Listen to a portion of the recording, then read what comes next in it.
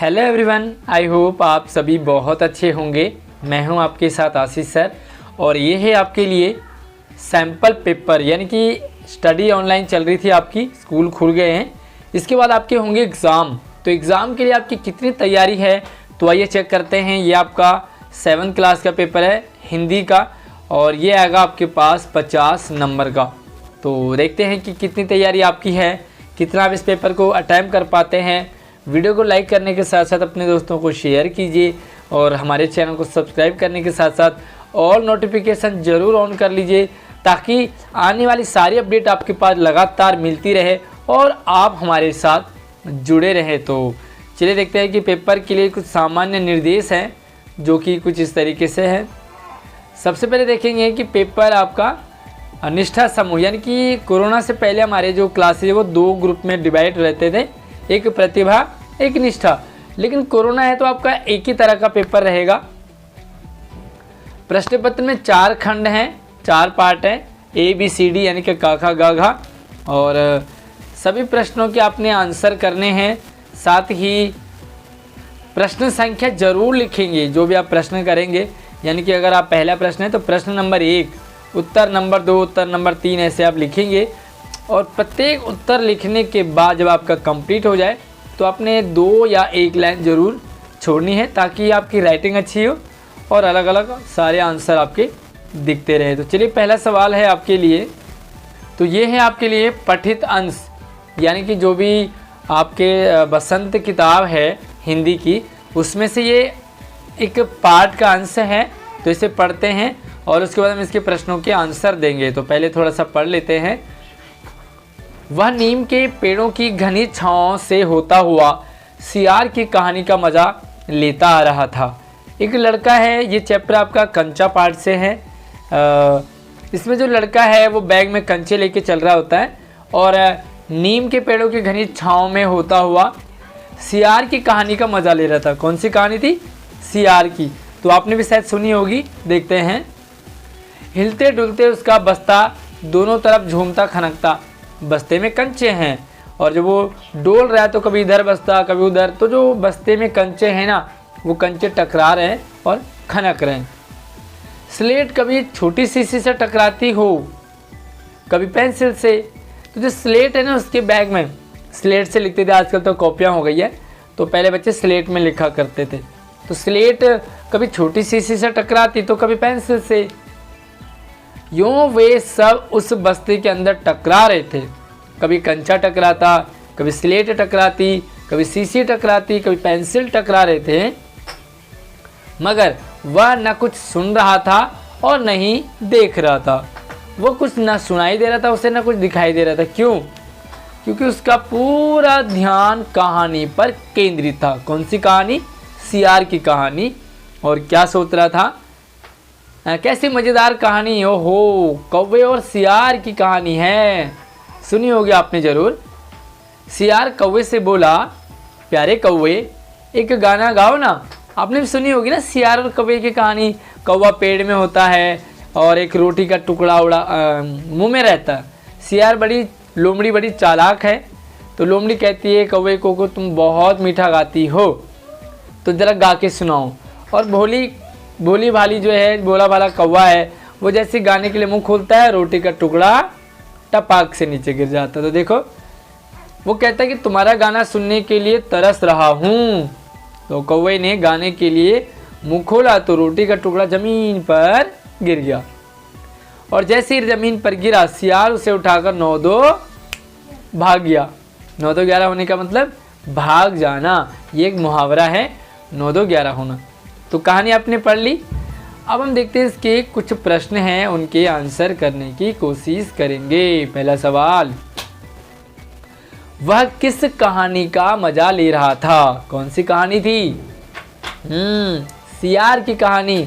तो पहला आंसर लिखोगे, वह सियार की कहानी का मजा ले रहा था। कंप्लीट आंसर लिखेंगे, ठीक है। मुझसे पहले आपने जवाब देने की कोशिश करनी है। अच्छा, मुझे वीडियो रोक करके मुझे बताएंगे कि कितने बच्चों ने इस कहानी को पहले सुना था। चलिए दूसरा सवाल, स्लेट किससे टकरा रही थी? तो स्लेट शीशी से टकरा रही थी जो कि उसके बैग में थे दोनों, स्लेट भी और शीशी भी। तीसरा सवाल, वह कुछ भी देख और सुन क्यों नहीं रहा था? न उसे कुछ दिखाई दे रहा था, न उसे कुछ सुनाई दे रहा था, क्यों? सही जवाब, बिल्कुल, क्योंकि उसका पूरा ध्यान कहानी पर था, है ना, सियार की कहानी पर था। और अगला सवाल है, कौवे के मुंह खोलते ही क्या हुआ? जैसे ही कौवे ने मुंह खोला, रोटी का टुकड़ा उसके मुंह से धड़ाम तो नहीं हो सकता, लेकिन रोटी का टुकड़ा नीचे गिरा। धड़ाम से तो बड़ी चीज़ गिरेगी, है ना। अगला सवाल है, रोटी का टुकड़ा जमीन पर गिरते ही सियार ने क्या किया? बस सियार ठहरा बड़ा चालाक। तो जैसे ही रोटी का टुकड़ा नीचे गिरा, सियार ने रोटी का टुकड़ा उठाया और वहाँ से भाग गया। 9 2 11 हो गया। तो सियार बड़ा चालू है ना। चलिए दूसरा है आपके लिए काव्यांश यानी कि कविता है, और इस कविता को पढ़ने के बाद हम प्रश्नों के उत्तर देंगे। तो सबसे पहले कविता पढ़ लेते हैं, और ये हैं आपके लिए रहीम दास के दोहे। थोड़ा सा पढ़ते हैं कि जाल परे जल जात बही, तजी मिनन को मो, रहीमन मछरी नीर को, तऊ न छाड़ती छो रहीमा। चलिए, तो यहाँ पर रहीमदास जी कहते हैं कि जाल जैसे ही नदी में डालते हैं तो क्या होता है, पानी और मछली का बड़ा संबंध है। लेकिन मछली क्या करती है? मछली तो पानी के बिना जाल में आती है और मर जाती है, फंस जाती है। लेकिन पानी क्या करती है, वो जाल से बाहर निकल जाती है और अपनी दोस्ती तोड़ देती है।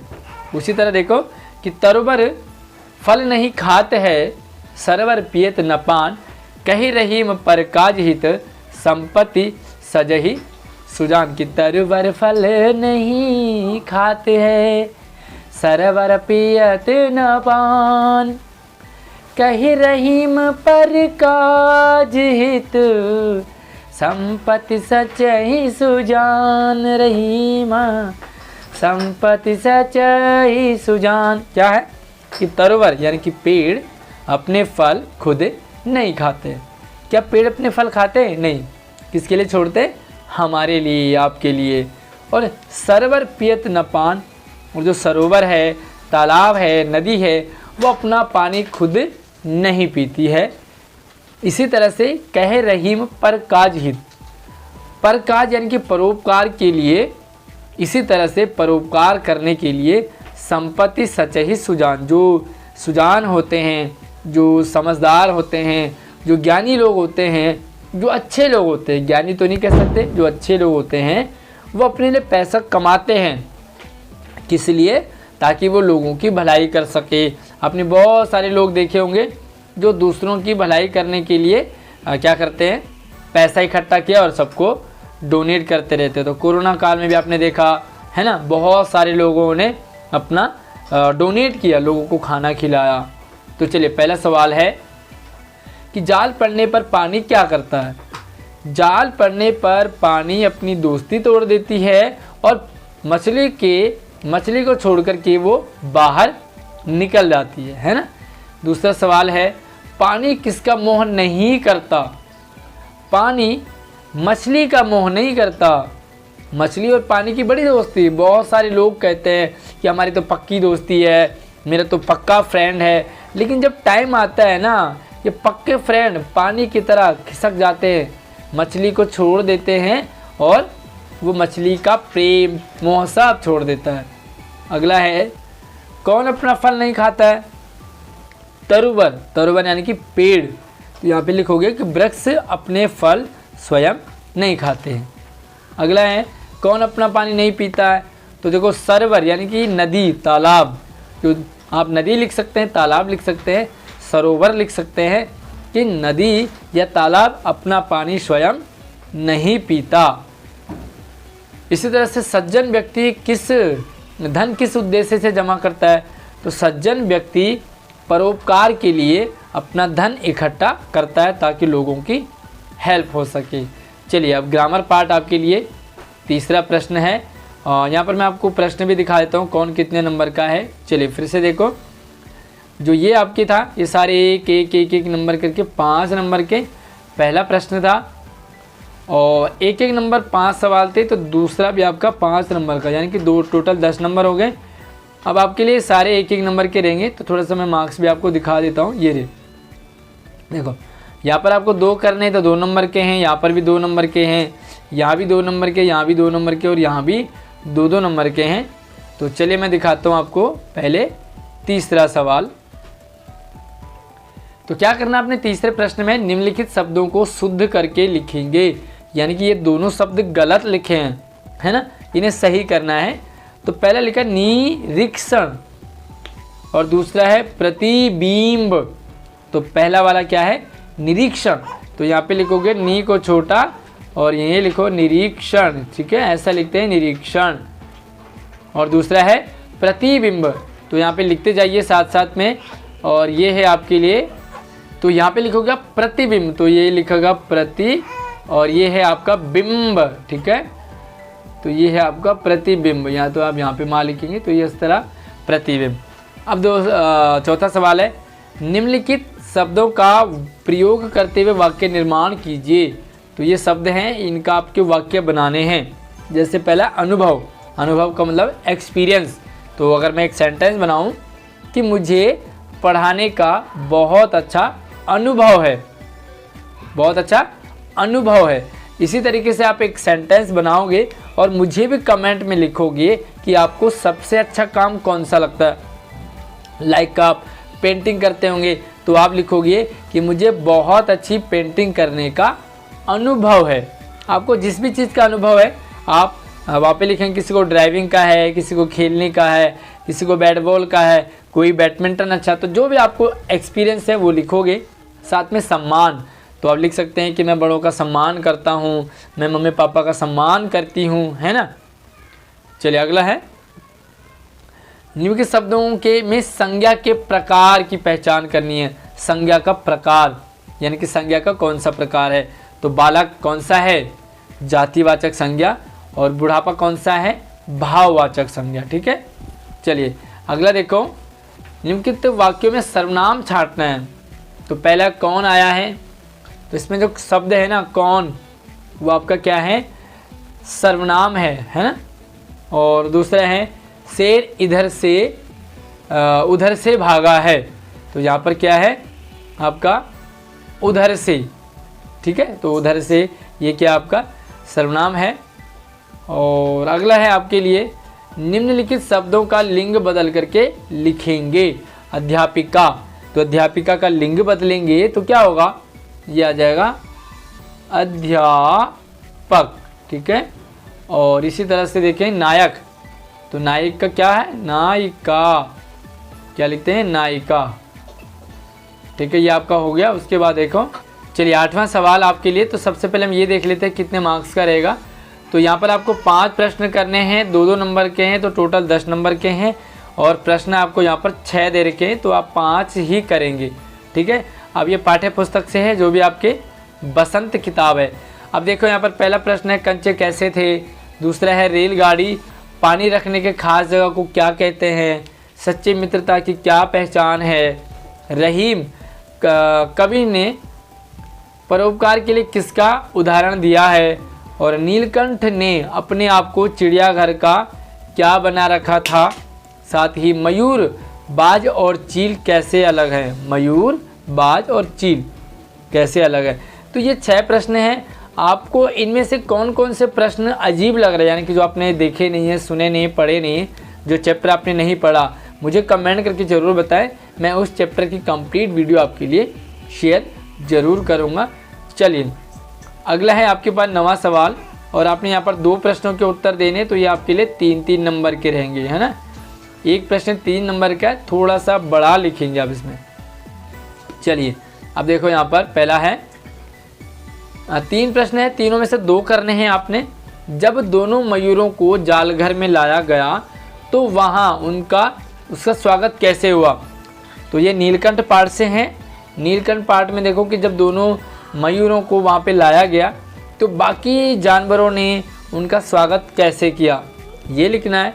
दूसरा है रहीम कवि ने धनी पुरुष के निर्धन होने की तुलना किससे की है? क्या आप इससे सहमत है? जो पहले धनी होता है, बहुत सारे पैसे होते हैं, उसके पास वो गरीब हो जाता है, उसके पैसे सारे साफ हो जाते हैं, तो वो क्या करता है, उस किसकी तुलना करता है, कैसे करता है, किससे करता है, और आप इससे कितना सहमत हैं? तो ये रहीम के दोहे पार्ट से, जो कि आपका 11th वाला पार्ट है। और आगे हैं नीलकंठ और राधा की सबसे प्रिय ऋतु कौन सा था और क्यों है? तो नीलकंठ और राधा को सबसे प्रिय ऋतु कौन सी लगती है और क्यों, है ना? तो इन तीनों सवालों में से 2 के आपने आंसर देने हैं, और कौन सा आपको टफ लग रहा मुझे आप कमेंट करके ज़रूर बता सकते हैं। अगला 10वां सवाल है, और ये आपके लिए रहेगा 4 नंबर का, यानी कि 2 हैं यहाँ पे, दोनों में से आपको एक ही लिखना है। चलिए देखते हैं यहाँ पर। सच्चा मित्र कैसा होना चाहिए? बेस्ट फ्रेंड किसे कहेंगे आप? जो आपके लिए बहुत सारी चीज़ें लेके आ रहा है, जो आपको कॉपी पेन शेयर करता हो, कौन है आपके लिए सच्चा मित्र? रहीम के दोहे के आधार पर अपने किसी सच्चे मित्र का वर्णन करना है कि आपका बेस्ट फ्रेंड कौन है, आपका पक्का फ्रेंड कौन है, और आप उसे बेस्ट क्यों मानते हैं, आखिर उसके अंदर क्या क्वालिटी है? तो इस प्रश्न का आंसर लिखोगे। साथ ही देखो अथवा में या तो ऊपर वाला लिखो या नीचे वाला। कंचा पाठ के आधार पर अपने बचपन में खेले गए किसी एक खेल का वर्णन आपने अपने शब्दों में, तो भी आप 7th में हैं, तो लाइक आप 12 और 13 साल के होंगे, है ना? लेकिन जब आप 7, 8, 9, 10 साल के थे, तो तब आप कौन सा खेल खेलते थे और उसमें कैसे खेलते थे, पूरा एक्सप्लेन करोगे इस प्रश्न में, है ना? 4 नंबर का तो थोड़ा सा बड़ा लिखोगे। और उसके बाद देखो यहाँ पर रचनात्मक लेखन घा में, तो अब आपके पास आ गया ये 5 नंबर का, 5 नंबर का है। और आपको करना क्या है, निम्नलिखित में से किसी एक विषय पर 80 से 100 शब्दों पर निबंध लिखना है। ठीक है, निबंध लिख, जैसे आप निबंध लिखते बड़ा पूरे पेज में। मेरा प्रिय त्यौहार, तो अभी दिवाली का त्यौहार गया है, उससे पहले ईद का त्यौहार गया था, चाहे आपके लिए बड़े त्यौहार हो, राष्ट्रीय त्यौहार हो, 15 अगस्त, 26 जनवरी, तो किसी एक त्यौहार का आपने वर्णन करना है। साथ ही स्वच्छता अभियान की आवश्यकता, या तो स्वच्छता अभियान बताइए कि स्वच्छता अभियान क्यों ज़रूरी है, क्यों ज़रूरी है सफाई करना, तो पूरा पेज आप इस पर लिखोगे। या तो आप इससे करो नीचे कि दिए गए चित्र को देखकर क्या 80 से 100 शब्दों का आपने लिखना है। अब यहाँ पर चित्र थोड़ा सा ब्लर सा नज़र आ रहा है, आप इस चित्र को देखोगे, देखो मैं बताता हूँ क्या हो रहा है इसमें। बच्चे बैठे हैं, टेबल है, यहाँ पर सभी बच्चे अपना अपना लिख रहे हैं, है ना? तो ये स्कूल लग रहा है आपको, स्कूल का हॉल है, और ऐसे लग रहा है जैसे सारे बच्चों ने अपनी जो गर्दन है वो नीचे कर रखी है। तो ये सीन एग्ज़ाम में ही होता है ना? बाकी टाइम तो हम इधर उधर देखते हैं, घूम रहे होते हैं, लेकिन एग्ज़ाम के टाइम सारा फोकस हमारा आंसर शीट में होता है। तो लाइक एग्ज़ाम का कैसा इन्वायरमेंट होता है, एग्ज़ाम के दिनों क्या क्या होता है, क्या क्या करते हैं, आप क्या करते हो, बाकी बच्चे क्या करते हैं, है ना? तो सारा आप वहाँ पर लिखोगे। तो कोई भी एक, या तो आप मेरा प्रिय त्यौहार लिखो, या आप स्वच्छता अभियान लिखो, या आप इस पिक्चर पर अपने सेंटेंस लिखोगे। ठीक है, उसके बाद देखो 12वां सवाल, और 12वां सवाल भी आपका 5 नंबर का रहेगा। क्या करना, आपने पत्र लिखना है, निम्नलिखित पत्र के प्रारूप को पूरा करना है। तो आपको चिट्ठी जो है ना आधी आधी दे रखी है, इसे आप कंप्लीट करोगे। कैसे, देखो सेवा में सबसे पहले लिखते हैं सेवा में श्रीमान श्रीमती, और यहाँ पर दिनांक लिखोगे, है ना? तो दिनांक एक्चुअली ऊपर होना चाहिए सेवा में के बाद। श्रीमती अगर आपकी प्रिंसिपल लेडीज हैं, आप गर्ल्स स्कूल में पढ़ते हैं, और यहाँ पर अगर आप बॉयज हैं तो सेवा में श्रीमान, प्रधानाचार्य या प्रधानाचार्य महोदया, और यहाँ पे अपने स्कूल का पूरा नाम लिखोगे। ठीक है, उसके बाद यहाँ पर विषय लिखोगे। विषय क्या है आपका, सफाई के लिए स्वास्थ्य अधिकारी को पत्र, सफाई के लिए। ठीक है, और उसके बाद लिखोगे महोदय, और जो भी आप विषय लिखोगे उसे आप अंडरलाइन ज़रूर करोगे। ये हिंदी पत्र लिखने का पैटर्न है कि आपको विषय को अंडरलाइन करना है। अब यहाँ से शुरू हो जाता है महोदय, क्या लिखेंगे, निवेदन यह है कि मैं, अपना नाम लिखोगे, अपना एड्रेस लिखोगे कि मैं डैश डैश जगह पे इस जगह रहता हूँ, मेरा नाम ये है। और सफाई के लिए लिखना आपने, तो चलिए एक बार फिर से देख लेते हैं सफाई का। तो इसे आप एक पेज में उतार दो। स्वास्थ्य अधिकारी को पत्र लिखना है, तो आप लिखोगे कि महोदय सविनय निवेदन यह है कि मैं ये अपना नाम लिख करके इस जगह रहता हूँ और हमारी गली, हमारा जो मोहल्ला है वो उसमें बहुत कूड़ा होता है, बहुत कचरा होता है, सफाई नहीं होती है, जिसके कारण मच्छर होते हैं, बहुत सारी बीमारियां हो जाती हैं, नाले जाम हो जाते हैं, पानी सड़क पर बाहर निकल आता है, तो बहुत सारी बीमारियां होने का खतरा बना हुआ है। अतः महोदय से नम्र निवेदन है कि आप अधिकारी को भेजें, निरीक्षण करें और उसके बाद अधिकारी को भेजकर सफाई करवाने की कृपा कीजिएगा। ठीक है, और यहाँ पे लिखोगे धन्यवाद सहित भवदीय। भवदीय में यहाँ पर आप अपना नाम और अपना एड्रेस लिखोगे। ठीक है, चलिए उसके बाद देखते हैं, या आप ऊपर वाला लिखो या नीचे वाला, या तो अथवा वाला करें। निम्न के पत्र का प्रारूप आपने पूरा करना है। तो यहाँ पर सेव पत्र आपको आधा आधा दे रखा हो, इसे कंप्लीट करेंगे। अपने मित्र के जन्मदिन पर शुभकामना।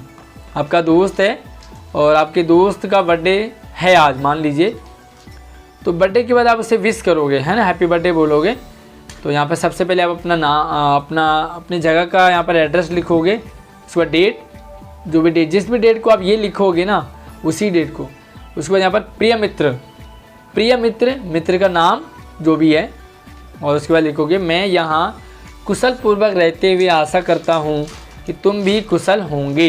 एक फॉर्मेलिटी है जो सबको लिखना ही पड़ता है। सबसे पहले तुम्हें तुम्हारे जन्मदिन के लिए हार्दिक बधाई, यहाँ पे लिखोगे जन्मदिन की हार्दिक बधाई, और तुम्हें की जगह आपको लिख दोगी तो और अच्छा हो जाएगा कि आपको आपकी जन्मदिन की बहुत सारी बधाइयाँ। फिर आप लिखोगे कि भाई मैं आपकी जन्मदिन पर नहीं आ पा रहा हूँ, या अगर आप आ चुके हैं, दरवाजे पे हैं, तो आप उन्हें बताएंगे कि चलो कैसे कैसे मना रहे हो, क्या क्या कर रहे हो। तो यहाँ पर आप फॉर्मेलिटी पूरी करो, जो भी आपके दिल में फीलिंग्स होती है दोस्त के लिए कि मैं आपके बर्थडे पे नहीं आ पाई, मैंने आपके लिए छोटा सा गिफ्ट भेजा है, आप अपने जन्मदिन को बहुत अच्छे से सेलिब्रेट करना, मनाना, अच्छे से केक काटना, और अगल बगल के छोटे छोटे बच्चे हैं उन्हें ज़रूर इनवाइट करना, है ना, और मेरी तरफ से भी केक खाना और अपने मुंह पर भी थोड़ा सा लगा देना। तो ये सारी चीज़ें आप वहाँ पर लिखोगे, और उसके बाद लिखोगे घर में बड़ों को मेरा प्रणाम और छोटों को मेरा प्यार, और तुम्हारा दोस्त अपना नाम लिखोगे या तुम्हारी दोस्त अपना नाम लिखोगे। तो ये है आपका पेपर जो कि फाइनल में आपका होने वाला है।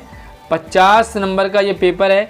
तो आपके कितने मार्क्स आ रहे हैं जो भी आपको पेपर किया, यहाँ पर आप मुझे बताओगे। साथ ही आपको सबसे ये कितना टफ लगा और कितना आसान लगा, कौन कौन सा आपको समझ नहीं आया चैप्टर, वो मुझे कमेंट में ज़रूर बताएंगे।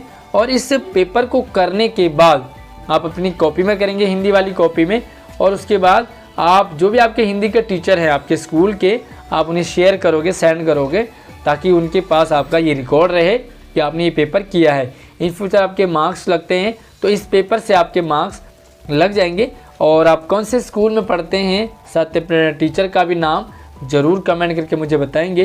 तो चलिए नई वीडियो में मिलते हैं, तब तक आप इस वीडियो को लाइक कीजिए, शेयर कीजिए, और चैनल को सब्सक्राइब करने के साथ साथ और नोटिफिकेशन ज़रूर ऑन कर लीजिए, ताकि आने वाली सारी वीडियो आपके पास लगातार मिलती रहे। धन्यवाद।